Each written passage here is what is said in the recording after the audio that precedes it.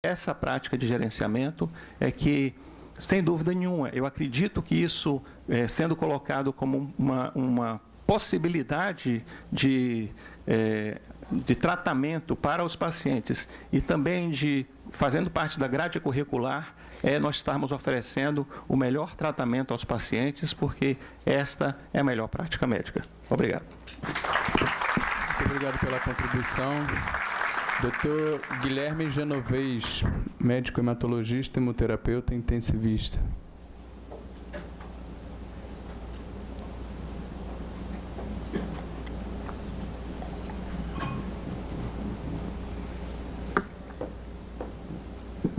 Boa tarde a todos. Cumprimento o Ministério Público pelo evento. Eu vim de Florianópolis, me sinto bastante honrado em estar aqui. E eu trabalho em terapia intensiva e sou hematologista e hemoterapeuta.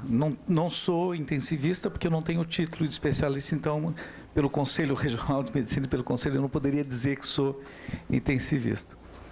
Mas a questão do sangue é uma questão bastante complexa e eu acho que é importante a gente entender algumas coisas antes de a gente aprofundar a discussão. E tem algumas questões que eu gostaria de colocar dentro dessa discussão que está sendo feita. O sangue, na realidade, ele possui uma capacidade, a hemoglobina possui uma capacidade que nenhuma outra proteína tem, que é pegar o oxigênio do pulmão e distribuir pelos tecidos. É isso que ela faz. Isso é muito difícil de se fazer, se tentou desenvolver perfluorocarbonos para fazer isso. E no começo do século anterior, eles começaram a fazer transfusão de sangue e os resultados foi tudo bacana, parecia que estava tudo resolvido. Até em 60 descobri que a hepatite B era transmitida, a gente chamava de antígeno austral, era transmitida pela transfusão de sangue. E fomos atropelados na década de 80 pela AIDS, que foi uma grande tragédia. E a gente teve no Brasil a sorte de um grupo de pessoas propor uma reforma sanitária com a criação do Sistema Único de Saúde, que culminou com a Constituição de 88. E com a vinda dessa Constituição, o sangue deixou de ser um negócio em que as pessoas ganhavam dinheiro fazendo transfusão de sangue. Quanto mais transfusão se fazia, mais esse dinheiro se ganhava. E o governo e o Sistema Único de Saúde tomou uma decisão de trazer para si essa responsabilidade, já que a conta da transmissão de doença passaria a ser do próprio governo. Socializa-se o prejuízo e privatiza-se o lucro, a lógica. Bom, com isso se criou a mudança na Constituição brasileira, houve várias lutas dos bancos de sangue privados em relação a evitar que isso fosse regulamentado. Em 2001 foi... A regulamentação saiu através da Lei 10.205, né, que vai regulamentar o parágrafo 9 do artigo 199 da Constituição Federal. E o sangue passa a ser uma política forte de Estado. Hoje o Brasil, e eu fui anterior ao Dr. João Bacra, coordenador de sangue, o Brasil hoje possui um dos melhores sangues do mundo, em nível de qualidade, não nega nada, graças ao movimento sanitário da década de 80. Bom, mas o que acontece? Já no final da década de 90, porque assim, a maior parte das indicações de transfusão de sangue, elas são emocionais. E eu concordo com o colega que falou primeiro, representante da Testemunhas de Jeová, de que existe um caráter discriminatório. Eu trabalho em UTI, percebo isso, e outro dia me aventei num paciente que tinha um hematoma subdural, que precisava ser drenado, e o neurocirurgião, se ele não autorizar a transfusão de sangue, eu não faço. E em nenhum momento, no tempo todo que eu trabalho em UTI, nunca houve indicação de se fazer transfusão de sangue na drenagem de um hematoma subdural. Então, o que foi que começou a acontecer? Alguns autores, o Herbert, no Canadá, ele fez o primeiro estudo chamado TRIC, em que ele começou a observar que porque se dizia o seguinte, bom, os pacientes que tomam sangue morrem mais do que não tomam sangue. Claro, mas morrem porque são pacientes mais graves, por isso foram transfundidos e por isso morreram. E o Herbert usou uma escala que a gente tem na terapia intensiva, que se chama a escala de Apache, em que eu consigo parear e fazer com um grupo de pacientes seja exatamente igual ao outro. E ele estabeleceu num grupo os pacientes receberiam sangue de acordo com as regras vigentes, 10-30, que a gente chama, 10 de hemoglobina, 30 de hematócrito. E o outro grupo, só quando o paciente apresentasse déficit de transporte de oxigênio, que é a indicação formal, racional para a transfusão de sangue, é melhorar o transporte de oxigênio. Quando se vai transfundir e o objetivo não é melhorar o transporte de oxigênio, a transfusão é equivocada, você está fazendo coisa errada. E o Herbert mostrou que o grupo em que havia restrição à transfusão teve uma sobrevida maior, significativamente maior do que o grupo pareado igual que tinha recebido sangue. Então, isso foi publicado no New England e depois na JAMA, e isso criou uma comoção de, pô, peraí, a coisa mais complicada um pouco em relação a isso. E, fora isso, saíram vários outros trabalhos.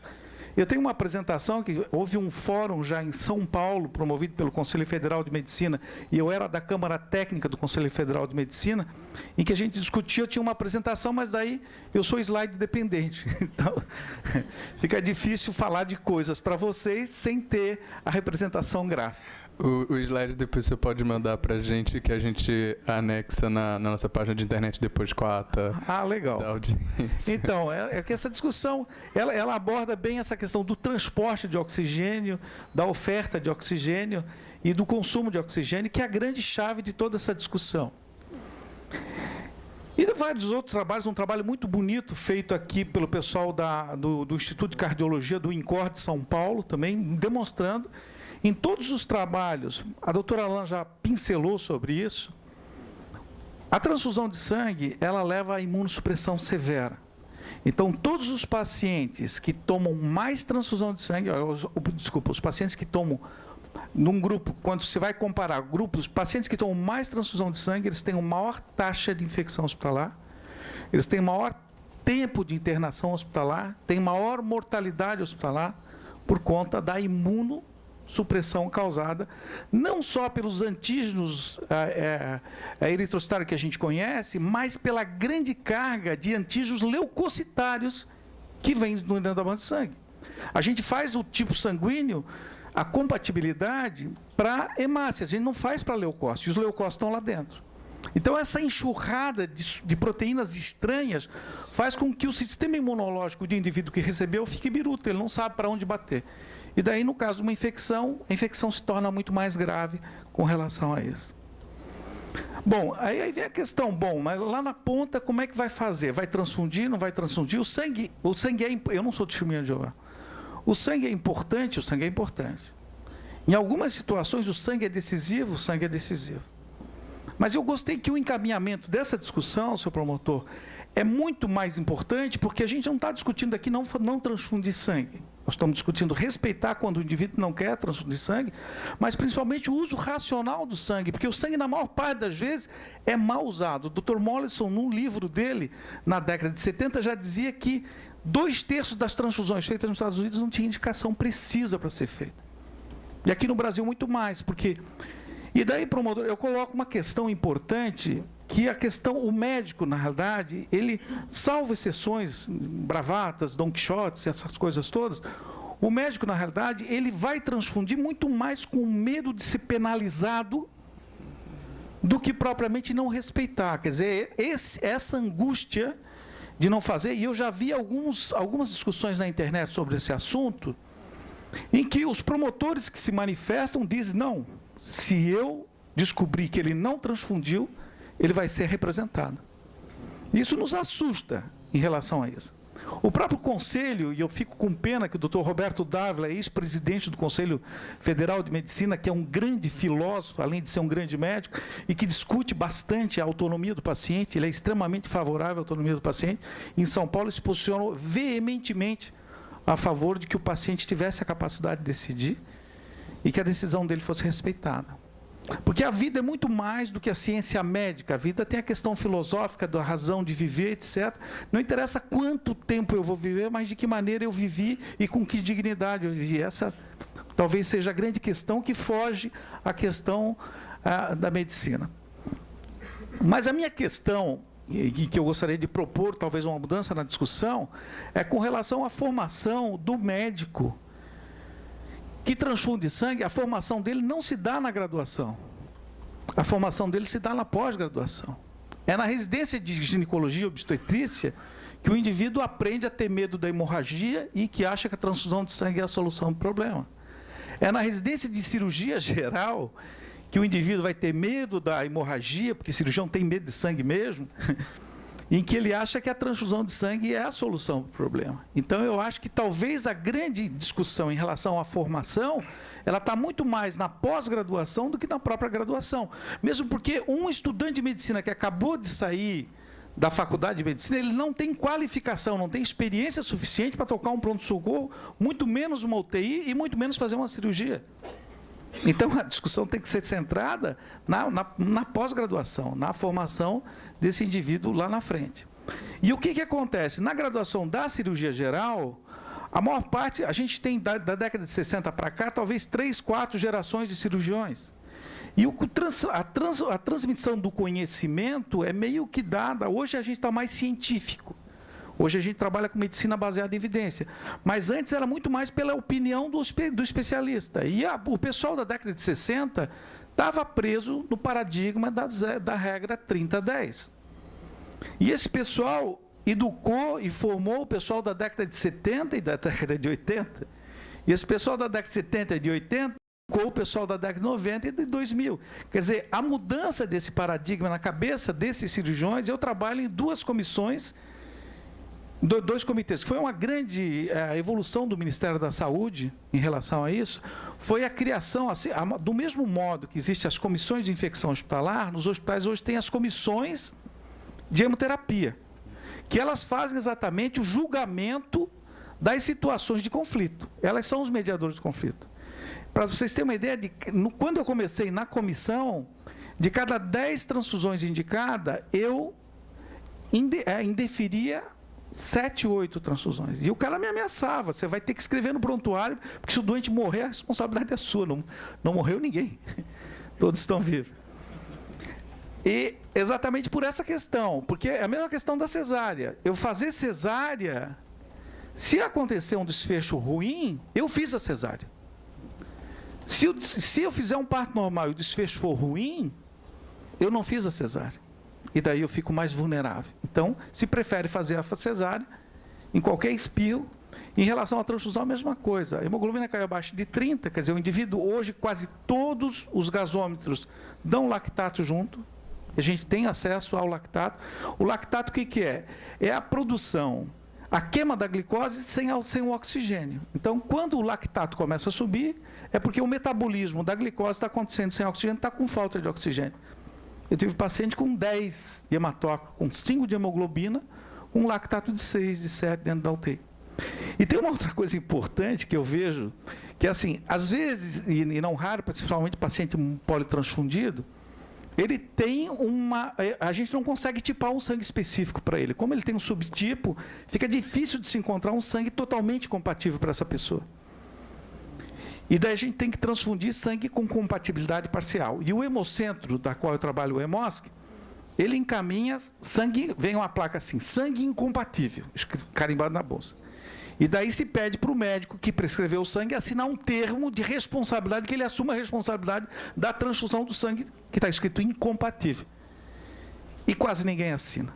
E daí o paciente não recebe a transfusão, e o desfecho é muito bom, obrigado. E daí eles estão começando a se acostumar com a ideia de que não é a transfusão que vai fazer a diferença na imensa maioria dos casos.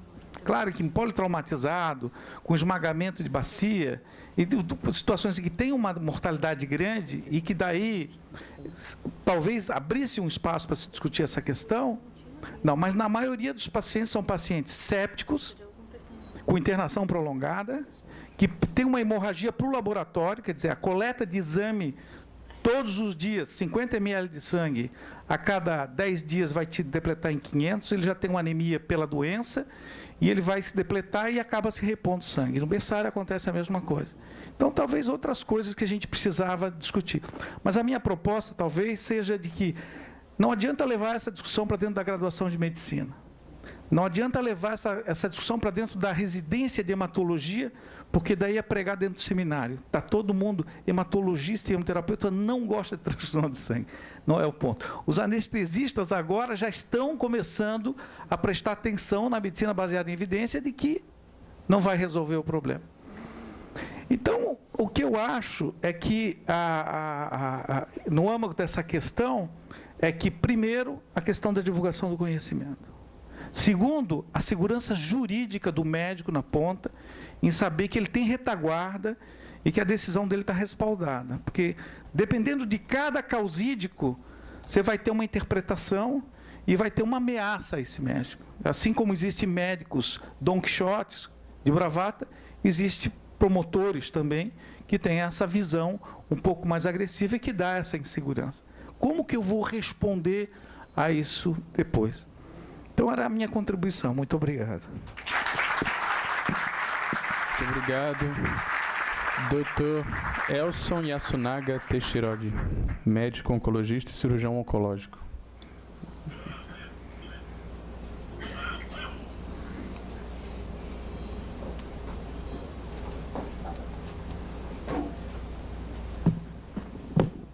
Boa tarde a vocês, boa tarde, procurador. Bom, meu assunto é cirurgia oncológica, eu sou de Sorocaba, terra do leite quente, né? E sou formado pelo AC Camargo, Hospital de Câncer de São Paulo. Minha complementação foi em Denver, Universidade de Colorado, e Instituto Europeu de Oncologia em Milão. Bom, eu tenho atuado em cirurgia oncológica em Sorocaba e eu queria me ater a 3 pontos aqui em relação a não transfusão nesses procedimentos, né? Primeiro ponto, acordo médico-paciente, até onde ir com a cirurgia sem risco de transfusão. Segundo ponto, né, as cirurgias oncológicas que eu tenho realizado. E terceiro, que recursos técnicos tenho utilizado para viabilizar essas cirurgias. Em relação ao acordo médico-paciente, tudo começa nas primeiras consultas pré-operatórias. É que esclarecer ao paciente tudo que está envolvido em seu tratamento. Até onde pode ir cirurgia sem risco de transfusão sanguínea? Então, naqueles pacientes que recusam transfusão sanguínea, que apresentam tumores extensos ou em contiguidade com vários órgãos, mesmo tornando viável a cirurgia com correção da anemia ou melhorando o hemograma e tendo certa reserva, considero na consulta pré-operatória o seguinte ponto, né? A possibilidade justamente da interrupção da cirurgia, mediante o risco de uma transfusão. Ou seja, se no percurso da cirurgia notarmos que está havendo perda significativa de sangue e com risco de mais perda se prosseguir, interrompemos o procedimento. O paciente está ciente disso. Então, cabe ao cirurgião, cabe a mim, né, a equipe cirúrgica, o discernimento de quando interromper a cirurgia para evitar uma situação de irreversibilidade, né? Então, esse é o ponto. E quais são as cirurgias que eu tenho feito lá em Sorocaba, né? Eu vou dividir em topografia para tornar mais didático.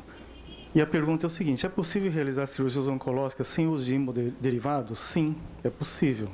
Quais cirurgias possíveis? Quais cirurgias que eu tenho realizado? Na verdade, todo o segmento do corpo. Começando de cima, para ilustrar, né? Eu vou dividir por segmentos: cabeça e pescoço, tumores que têm origem tireoide, tumores da glândula parótida, tumores da cavidade bucal, faringe, laringe, como laringectomias, linfadenectomias cervicais, independente do volume tumoral, mandibulectomia, são procedimentos realizados de forma segura e sem risco de transfusão. São cirurgias anatômicas. Descendo um pouquinho, né, cirurgias de tórax, cirurgias pulmonares, né, de parede torácica, parênquima pulmonar e mediastino. Só para ilustrar, recentemente eu operei 2 casos em Sorocaba.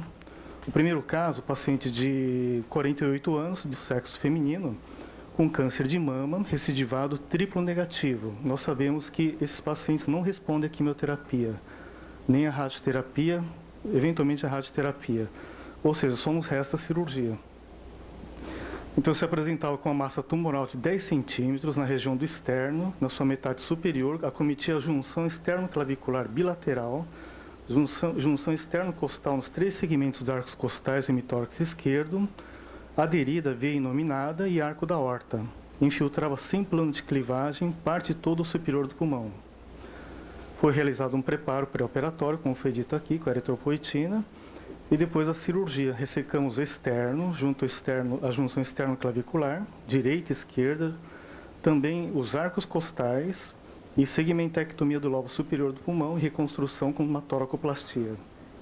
Sem transfusão, o paciente correu, né, tudo bem a cirurgia, foi para casa e está tudo bem até agora. Outro caso, 32 anos, paciente de sexo masculino, tumor de células germinativas mediastino, se estendia aderida à veia iluminada, veia cava superior, pericárdio e até o diafragma. O diâmetro tumoral perfazia em torno de 22 centímetros. É um paciente adulto, grande. Não havia plano de clivagem com lobo pulmonar direito.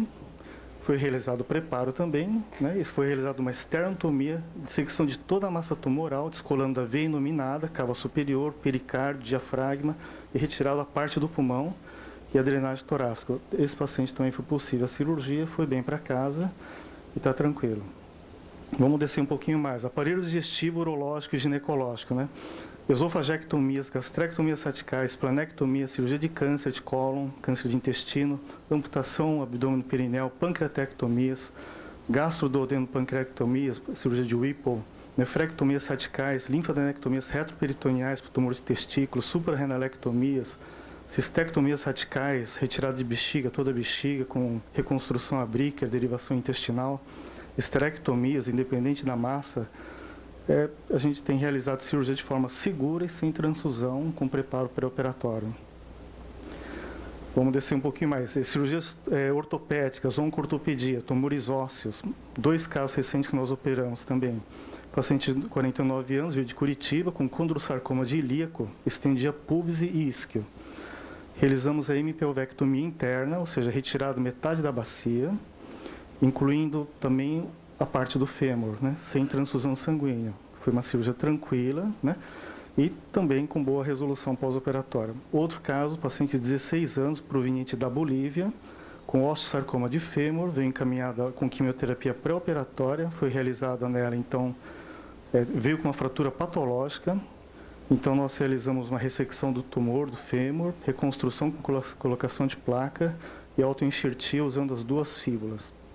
Também sem transfusão, ou seja, são cirurgias todas documentadas, né, e passíveis de publicação. Então, para essas cirurgias, que recurso que eu tenho utilizado lá no hospital em Sorocaba? Então, para viabilizar a cirurgia sem transfusão, eu tenho utilizado basicamente 2 recursos. A pinça bipolar, é uma pinça que permite a selagem do tecido e cortar, sem haver a perda sanguínea, e a hemodiluição normovolêmica aguda. Essa hemodiluição normovolêmica aguda, nós reinfundimos o sangue do próprio paciente, que é retirado, coletado, diluído na bolsa, mas sem perder a conexão com o paciente, de forma que não há estocagem, que, né, as pacientes de testemunho de Jeová permitem esse tipo de procedimento. Então, esses 2 recursos que temos utilizado, né? Então, nós temos em Sorocaba uma equipe composta por cirurgiões, anestesistas, intensivistas. Nós trabalhamos de forma coesa, com o mesmo objetivo.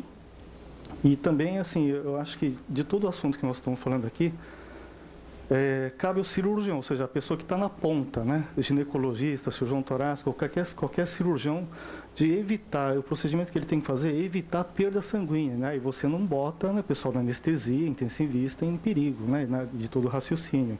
Então, cabe ao cirurgião, sim, ele é responsável pelo ato, né, e pelo procedimento que não tenha perda sanguínea.